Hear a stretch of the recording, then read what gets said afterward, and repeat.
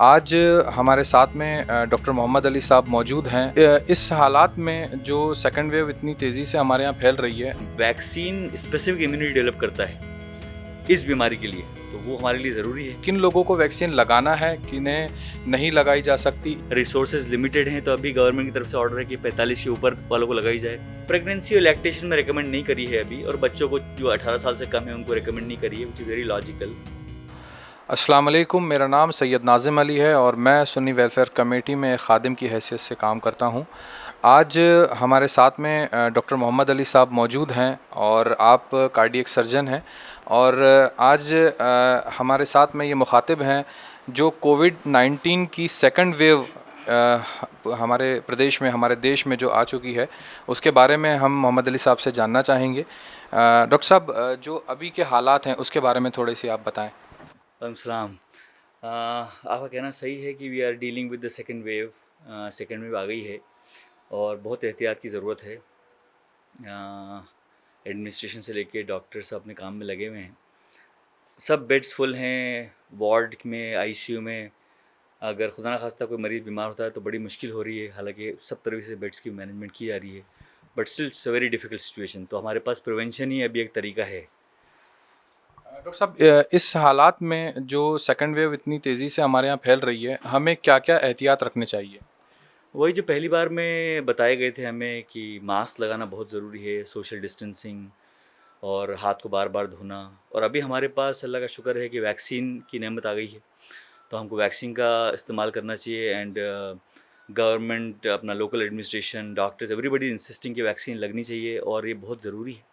Doctor साहब, vaccine के बारे में अगर थोड़ी सी आप जानकारी देंगे कि वैक्सीन से कैसे लगाया जाए, उससे क्या हो सकता है, उससे कैसे बचाव हो सकता है। वैक्सीन अभी तो हमारे यहाँ दो हैं, कोवैक्सीन और कोविशील्ड, दोनों अच्छी वैक्सीन हैं माशाल्लाह। और वैक्सीन एक तो नेचुरल इम्यूनिटी होती है, आदमी के अंदर एक ताकत रहती है इन्फेक्शन से बचने की, और एक स्पेसिफिक इम्यूनिटी होती है। तो वैक्सीन स्पेसिफिक इम्यूनिटी डेवलप करता है इस बीमारी के लिए, तो वो हमारे लिए ज़रूरी है। बिकॉज आप कितने भी अच्छे हो, अगर आपके लिए आपके स्पेसिफिक इम्यूनिटी नहीं है तो कभी ना कभी कोविड का ख़तरा ज़रूर रहेगा आपको होने का। तो वो स्पेसिफिक इम्यूनिटी भी हमको वैक्सीन से मिलती है। दूसरी अच्छी बात ये है कि ये एक मिथ है कि कोरोना की वैक्सीन लगाने के बाद हमको कोरोना हो जाएगा। तो कोरोना वैक्सीन में जो चीज़ें इस्तेमाल हो रही हैं उससे कोरोना कभी नहीं हो सकता है। वो डेड वायरसेस हैं या वायरस के पार्ट्स हैं, तो उससे कभी भी कोरोना नहीं हो सकता है। और इवन आप आरटीपीसीआर पॉजिटिव भी नहीं आओगे उसके बाद, सिर्फ एंटीबॉडीज़ डेवलप होती हैं जो बहुत ज़रूरी हैं। और मेरे हिसाब से वैक्सीनेशन बहुत इंपॉर्टेंट है, one of the most important tools that we have today. Doctor साहब, जैसे वैक्सीन का गवर्नमेंट भी बहुत इस बात के लिए फ़िक्रमंद है और वो लोग भी ड्राइव के लिए बहुत इंसिस्ट कर रहे हैं, लेकिन ये हमें थोड़ा सा जानना है कि किन लोगों को वैक्सीन लगाना है, किन्हें नहीं लगाई जा सकती, ये इस बारे में अगर आप बताएं। वैक्सीन तो कोई कॉन्ट्रा इंडिकेशन नहीं है वैक्सीन का। जैसे बच्चों में वैक्सीन लगती है वैसे ही सबको लगनी चाहिए वैक्सीन, बट क्योंकि हमारे पास रिसोर्सेज लिमिटेड हैं, तो अभी गवर्नमेंट की तरफ से ऑर्डर है कि 45 के ऊपर वालों को लगाई जाए, और हर आदमी को लगानी चाहिए अनटिल अनलेस आपका डॉक्टर मना करता है आपको। तो आप अगर डायबिटीज़ है, किडनी की प्रॉब्लम है, दूसरी और भी कोई परेशानी है, हाई ब्लड प्रेशर है, तो अगर आपका ब्लड प्रेशर कंट्रोल्ड है तो भी आप वैक्सीन लगवा सकते हैं। डॉक्टर की सलाह लेने अच्छी बात है, पर अगर जनरल रूल बात की जाए तो सबको वैक्सीन लगानी चाहिए। और जो बुज़ुर्ग हैं उनको तो और भी ज़्यादा ज़रूरी है। वैक्सीन के 2 डोजेज़ हैं, वो डोज़ पूरे करने चाहिए, टाइम से पूरे करने चाहिए। पहले सरकार 4 हफ्ते बोल रही थी, अब डेटा के आधार पे बोल रहे हैं कि 6 से 8 हफ्ते होना चाहिए, which is very good.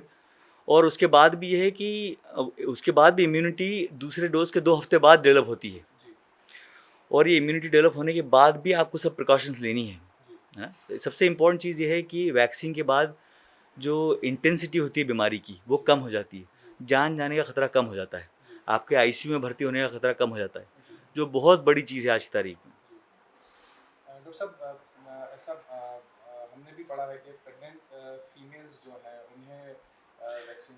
Pregnancy और लैक्टेशन में रिकमेंड नहीं करी है अभी, और बच्चों को जो 18 साल से कम है उनको रिकमेंड नहीं करी है, विच इज़ वेरी लॉजिकल। क्योंकि ये लोग, इनकी वैसे भी इम्यूनिटी अच्छी रहती है बच्चों की, तो अभी उनको कोरोना हमने इतना सीवियर देखा नहीं है उनमें। दूसरी चीज़ ये है कि कोरोना के साइड इफ़ेक्ट्स वैक्सीन के, फीवर आना बहुत नेचुरल है किसी भी वैक्सीन के बाद, बिकॉज इम्यूनिटी डेवलप हो रही है, तो उससे घबराने की ज़रूरत नहीं है। कुछ लोगों को बॉडी एक भी होता है, थोड़ी सी लिथार्जी भी रहती है, विच ऑल वेरी नॉर्मल, एक आध दूध में चली जाती है, कोई बहुत बड़ी चीज़ नहीं है।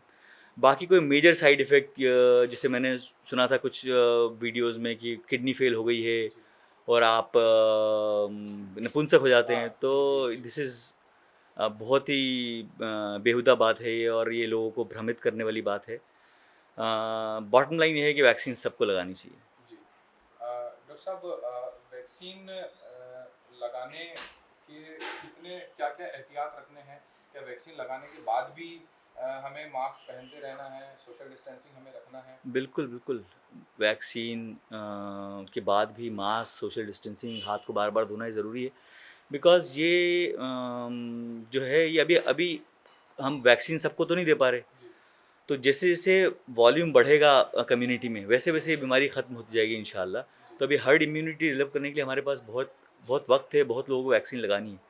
तब तक हमको सब प्रिकॉशंस लेनी है। डॉक्टर साहब, अभी गवर्नमेंट जितना हम लोग एडमिनिस्ट्रेशन के साथ में काम कर रहे हैं, उनकी ये फिक्र है कि अभी रमज़ान आने वाले हैं और रमज़ान के पहले जितना ज़्यादा वैक्सीन जितनी ज़्यादा वैक्सीन ड्राइव तेज़ी से चलेगी, उतना ही फ़ायदा कम्युनिटी को भी मिलेगा। इसके बारे में अगर आप थोड़ा सा। बिल्कुल, रमज़ान, गैर रमज़ान, सब जगह सब टाइम पर वैक्सीन का रोल है, और मुझे लगता है कि अगर रमज़ान से चालू भी हो जाते हैं हफ्ते भर बाद से इंशाल्लाह, तो वैक्सीन पे कोई मसला नहीं है। आप रोज़े से हो और वैक्सीन लगा रहे हो तो इसमें कोई वो नहीं है, आप लगा सकते हो। ये तो इंजेक्शन है, कोई दवाई नहीं है कि आप मुँह से ले रहे हो उसको। तो वैक्सीन आप बिल्कुल लगाइए, और मेरे हिसाब से रमज़ान में आप अपना फ़रीज़ा समझ के इसको लगाइए, है ना?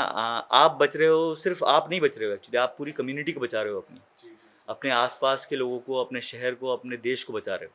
तो अगर आप ये फ़रीज़ा समझ के करते हो तो इंशाल्लाह अल्लाह उसका अजर भी देगा आपको हिसाब से। जिन लोगों को कोरोना हुआ है, जो पॉजिटिव आए हैं, क्या वो लोग भी वैक्सीन लगाएंगे?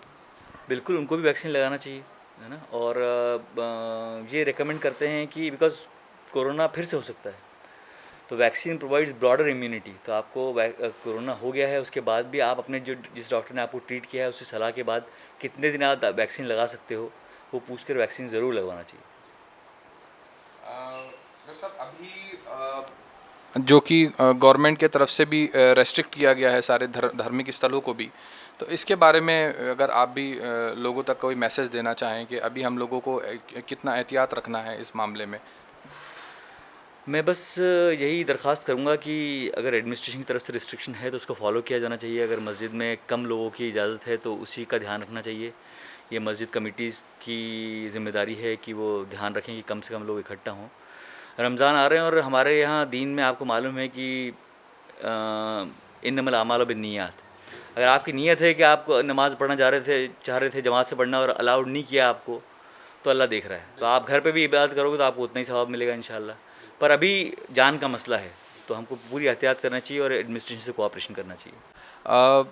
मैं डॉक्टर साहब का शुक्रिया अदा करता हूं कि उन्होंने अपना इतना कीमती वक्त इस नेक मकसद के लिए दिया, और हम एसडब्ल्यूसी की तरफ से सभी से ये आग्रह करते हैं, सभी से ये रिक्वेस्ट करते हैं कि वो लोग वैक्सीन लगवाएं, जो 45 के ऊपर हैं वो लोग वैक्सीन लगवाएं। और साथ ही ये अपील सभी हमारे डॉक्टर्स, एडमिनिस्ट्रेशन, दीनी रहनुमाओं की तरफ से है कि ज़्यादा से ज़्यादा वैक्सीन लगाएं ताकि हम ये सेकंड वेव को मात दे सकें और हम स्वस्थ रह सकें। ये मैं नाज़िम अली, सुन्नी वेलफेयर कमेटी से आपके साथ था, और मेरे साथ डॉक्टर मोहम्मद अली साहब, कार्डियक सर्जन रहे।